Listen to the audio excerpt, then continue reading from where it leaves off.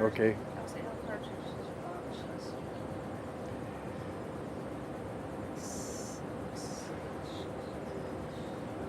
I'm from Illinois. Illinois, not. This is wrong. Oh, it is? Yeah. How about that? That's all right.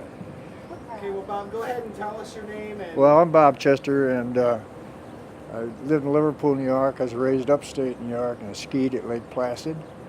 And I was in school, and I got out of school.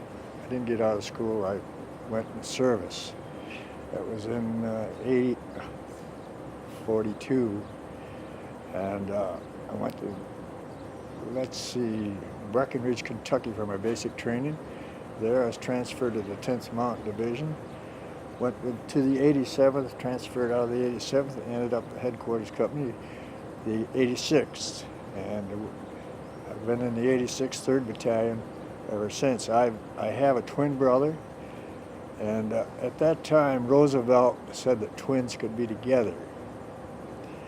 And he was shipped up to the headquarters company of the 36th, or the 86th. And we went overseas together, but I didn't see him after that, but he got through the surface. He didn't get hurt, see. But So he was in the 10th. he was in the 10th. What's his name? Reginald Chester, R-E-G-N-I-A-L-G. But you didn't see him once you shipped out. Well, he was seasick all the way over. So, and I made it all right. But I did not see him. I'm one of these self memory. For what I'm doing, just like right now, I am having problems thinking about it. I forgot everything. And this here really brings out a little more. And this is my first time on the trips because I have memories and I can't explain them. So I was up on the 10th in front in the OP on wire service, OP and CP back and forth, shelling all the way around me, and it's just I wasn't hurt, concussion, and a lot of it is that. So, and I believe in it, but it's right here in my heart. I don't explain it. It's hard to. Now I can remember some things I'll tell you about. When we were over there, we were this side of the Pole Valley, this north or south of the Pole Valley, and we were in a building all day. We did not go out during the day because Jerry would shoot at us. So we stayed there at night, and during the daytime, we had the paisans come in, and we had at the headquarters, we had the lieutenant and the captain there in with us. That was their OP, or the CP. They'd eat the paisans would serve them breakfast and stuff then they'd go out and wash their dishes. Where they'd wash their dishes in the mud puddles and rinse them off and bring them back in. We got a kick out, oh, this is a fine thing, this is a fine thing, you know. They didn't know. Another thing too that struck me, that the Italians, the person is the gentleman, the owner, the man of the family, he's first. And all these houses they have up there, they have a stairway going up, and underneath the stairway is brick or cement. He would crawl back into there first. Nobody could get in there until he got in there. Then the rest of the family get in. But he was the king. So, and a lot of times we had shells laying around us. What the Italians did is buried all their stuff. When Jerry come in there, they buried all their personal, dug holes and covered them up. So the Germans couldn't find them. Every once in a while, the German shell would hit it, and they would just blow everything up. About 2 minutes later, here come the family trying to get their material that was blown up. But it's stuff like that, running back and forth to CP and the OP. I was up in the OP quite a bit. That's observation post. You're up there watching the shelling, and you're getting shelled yourself, reporting back to headquarters what is happening. And that was I was a wire sergeant. And that was my problem, is to keep communication between the companies, the headquarters, and what's going on. What were some of the greatest challenges associated with doing that job? 88s. You could hear them come in, and a lot of times you couldn't hear them, but it hit the ground, my knees, and my face was also sore, but black and blue all over, but from concussion. And when we hit Lake LaGuardia in the second tunnel, I woke up in the next morning and here were Germans laying right around. They were hit, and I just was lucky. And that was the second tunnel going through on Lake LaGuardia. When you think back to your training and the fighting that you did in Italy, what is it about that time in your life that what did it teach you, or how did it shape you? Got to think of that. It took 3 years off my life, and I'm not begrudging it. I wouldn't want to go through it again. I'm glad I did it. I'm glad I come through with it. After I got out, I did have some problems, but the Army did not consider it during the service. I lost this eye from concussion, but they couldn't prove it, and I couldn't prove it. This was a month or two. It was about 5 months later. I woke up with torn retina, and it was from concussion or something being hit. But, you know, who knows? It could have happened home. But I got that, so I lost one eye. And I wouldn't want to do it again, like I say. How did it shape your personality? Did it teach you things that you consider valuable lessons? Taught me things. I enjoy what I'm doing every day. I am retired. I get up in the morning with nothing to do and go back with half it done, so I got something to do the next day. How's that? I've been retired. I'm one of the older ones. I'm 84. The rest of them are in the 77, 79. I didn't think I was that much older, but I am. When you were at Hale, what sort of things did you learn? Rock climbing, skiing. I skied before.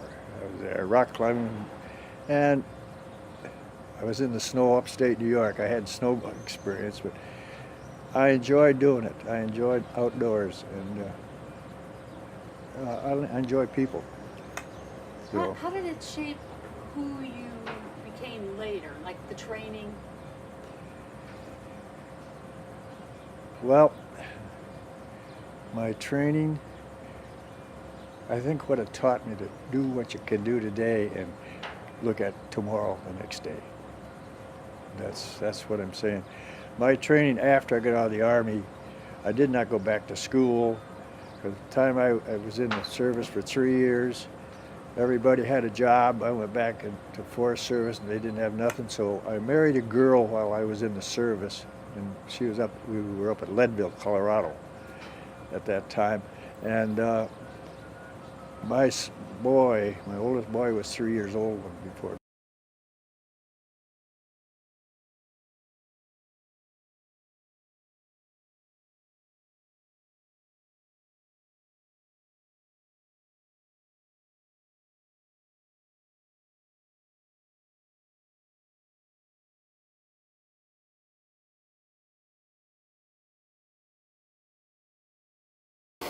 Okay, I'm going to start off with a slate. This is part 2 of Bob Chester's interview. And stand by for 1 second. Just go with it. Okay, you want to go ahead and tell me what you were saying about the people of the United States? Well, I'm glad that we fought in the foreign countries. Because the people in the United States don't know what the soldiers go through, the people that live here go through, and that's the only thing I wish that it never happens. Like, they don't have any war over there. I hope we don't. Like I say, I'm racking my brains right now to talk to you because it's all inside and I can't. I was mixed emotions are coming on this trip because it brings a lot of memories back I don't like. I mean, other people, I got a lot of friends that didn't come back, and I remember that. And it's hard. It's hard to see their names, and I know they're not there with me. And that's me. I'm emotional. And my son told me, Bob, go and spend your money. I'll go spend it with you. So, but that's why I'm here. It's hard. What sort of stuff is locked up, do you think? the sight of seeing it. Kids, young kids, 18, 17 years old, time fire comes in and you just see them where they fall. You know, all over on the River Ridge and up in there. It just, I have to take it out of my mind. Really, it's just, you have no idea that they don't have a chance. They didn't have a chance. Time fire, we were up there. I've seen it, walk through it, come back, and it's just, it upsets me to talk about it right now. So I am lucky. To change the topic a little bit. Sure. When you were back at Hale, Yes. you're pretty gung ho. You know, you guys were doing sure. things that made you very strong. You bet. Did you think, after all that training, did most people think that they might have been a little invincible? Certainly. We were the tops. We were the kids. That's what they called us. Special boot troops. You know, yeah, we were proud of our uniforms. We still are proud of our uniforms. We're proud of going uphill, going to D series and all that.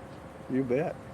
So I went to down at Fort Benning, training down there for communication for about 2 months. And then I went back up to Hale. But no, we're the best. We're the best. You know who went down to Fort Benning was my uncle. His name was Stuart Abbott. Abbie. Really, really tall guy, skinny as a rail. He went down to Benning, same thing. Is that right? Yeah, but he didn't like it. He came back. Well, I don't know. I liked it down there. He missed it. He missed Yeah. everybody up Sure. at Hale, Uh-huh. so he went back. Yeah. I went back to Hale and come back down. Went with them all the way across the boat and all that. So. What was your twins' experience? Well, I don't know. I blacked it out. I mean, I really don't know. I didn't see him. He was in headquarters company. He was up higher than I was. He was back in the rear echelon. He got wounded. But I tell you the truth right now, I have no idea. And I'm not, that's the way I've been. And this is why it takes me this long to get to talk to anybody. I didn't even talk to my wife about it. It just kept it here. So, Well, being back here, I mean, you see things that you saw before, and that brings out the feeling. Yeah, this is right. I have mixed feelings about it. I'm just talking about it now, but it's been there a long time. So that's the way it's affected me. So It affected your whole life. yeah, that's right. So at the same time, you read these books and read that. Everybody's been there. They think, they write these books. They don't know what they're going through. The authors, you know, they're sitting there. But like I say, I don't talk about it. And this is the first time. That's the way it's affected me. So, I lost a good friend in the Air Force. His name is up on that. And I broke down. So that's it. That's where it's affected me. I'm inside. Uh-huh. Anything other than that, I'll talk all day to you. Well, that's a very difficult period of your life. Yeah, that's right.